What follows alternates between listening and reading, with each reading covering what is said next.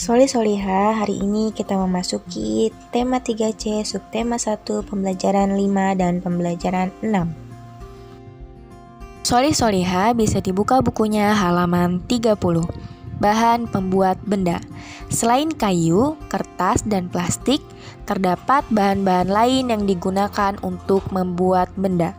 Contoh bahan itu adalah kaca, logam, kain, dan karet. Yang pertama, benda yang terbuat dari kaca. Bahan kaca memiliki banyak keistimewaan.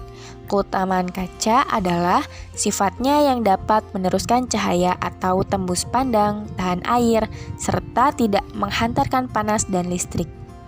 Sifat tahan air dan tembus pandang dimanfaatkan manusia untuk membuat akuarium. Sifat bahan kaca yang meneruskan cahaya dimanfaatkan untuk membuat jendela, kaca mobil, figura, dan cermin. Sifat tidak menghantarkan panas dan listrik membuat kaca dijadikan beberapa alat dapur, seperti piring, gelas, dan mangkuk.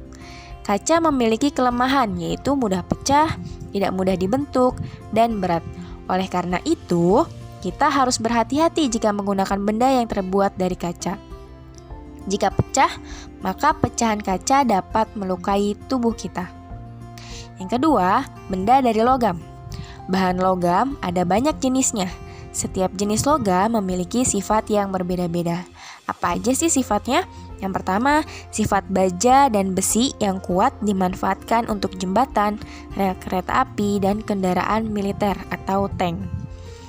Sifat yang kedua yaitu sifat logam mulia. Emas dan perak yang indah dan mengkilap dimanfaatkan menjadi perhiasan. Sifat yang ketiga yaitu sifat aluminium yang mudah menghantarkan panas dimanfaatkan untuk membuat alat masak seperti panci. Yang keempat, sifat tembaga yang menghantarkan listrik dimanfaatkan sebagai bahan kabel listrik. Yang kelima, sifat aluminium yang ringan dimanfaatkan untuk badan pesawat terbang.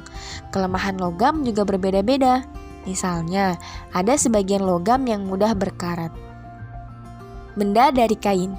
Kain adalah bahan dari pakaian yang kita kenakan. Sifatnya yang ringan, mudah dibentuk, dan mudah dirapikan, membuat manusia membuat beragam pakaian. Sifat bahan kain lainnya adalah tidak menghantarkan panas. Sifat ini dimanfaatkan untuk membuat sarung tangan dapur. Alas gelas dan piring panas pun dibuat dari kain. Kekurangan bahan kain antara lain mudah menyerap air. Benda dari karet. Keunggulan bahan karet adalah lentur, tahan lama, kedap udara, tidak menyerap air, serta tidak menghantarkan listrik. Sifat lentur dan kedap udara bahan karet dimanfaatkan untuk membuat ban mobil dan balon. Sifat lentur dan tahan lama memungkinkan bahan karet dijadikan sepatu atau sendal. Sifat tidak menghantarkan listrik menjadikan karet dibuat pembungkus kabel listrik. Karet memiliki kelemahan, yaitu tidak tahan panas. Hal ini membuat bahan karet tidak cocok untuk dijadikan peralatan dapur. Bahan karet tidak mudah terurai di alam, sehingga menyebabkan pencemaran lingkungan. Itulah bahan-bahan pembuat benda. Selanjutnya bisa dibuka halaman 33. Vito, Kiki, dan Nino mendapat tugas memanfaatkan barang yang tidak terpakai. Di hadapan mereka terdapat sebuah kardus bekas. Mereka bermusyawarah untuk menentukan karya apa yang akan mereka buat. Vito, Kiki, dan Nino saling memberi ide. Semua saling menghargai pendapat yang dikemukakan temannya. Musyawarah diakhiri setelah semua setuju dengan ide bersama.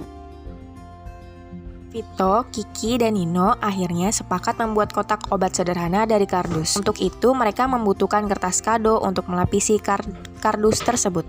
Setelah dilakukan pengukuran, mereka membutuhkan kertas-kertas kado sepanjang 100 cm. Dalam pengukuran bahan kertas biasanya digunakan dua satuan, yaitu meter dan sentimeter.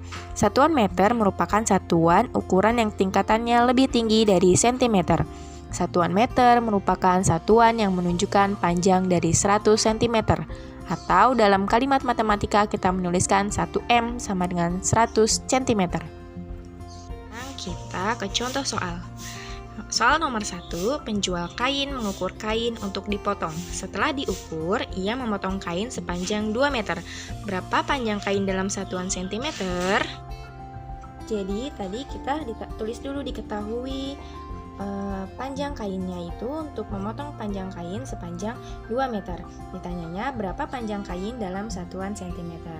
Nah, kita jawab dulu ya. Jadi pertama-tama jawabnya itu kita cari tahu dulu 1 meter itu sama dengan berapa sentimeter ya. Nah, ternyata 1 meter itu sama dengan 100 cm. Berarti kalau 2 meter yaitu 2 dikali 100 cm sama dengan 200 cm. Jadi, panjang kain dalam satuan sentimeter yaitu 200 cm. Kemudian soal nomor 2, Santi mengukur meja menggunakan meteran saku. Setelah diukur, meja memiliki panjang 150 cm. Berapa panjang meja dalam satuan meter? Tadi soal nomor 2 itu kita tulis dulu diketahuinya, panjang meja sama dengan 150 cm. Ditanyanya berapa panjang meja dalam satuan meter? Kita jawab ya. Jadi caranya itu kita tulis di sini. 150 cm sama dengan, berarti 150 itu kan 100 cm ditambah 50 cm. Nah, 100 cm itu tadi kita sudah ketahui bahwa 1 meter sama dengan 100 cm. Berarti 100 cm dibalik sama dengan 1 meter. Nah, kemudian ditambah 50 cm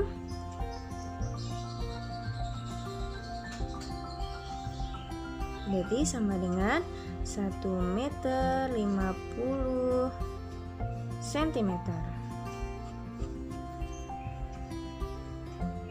Dan soal nomor 3, Pak Roni mengukur panjang kebunnya 8 meter 50 cm. Berapa panjang kebun dalam satuan sentimeter? Nah, tadi untuk yang nomor 3 diketahuinya panjang kebun 8 meter 50 cm. Ditanyanya panjang kebun, berapa panjang kebun dalam satuan sentimeter? Jadi, kita rubah yang tadinya 8 meter. Jadi kita rubah dulu ya.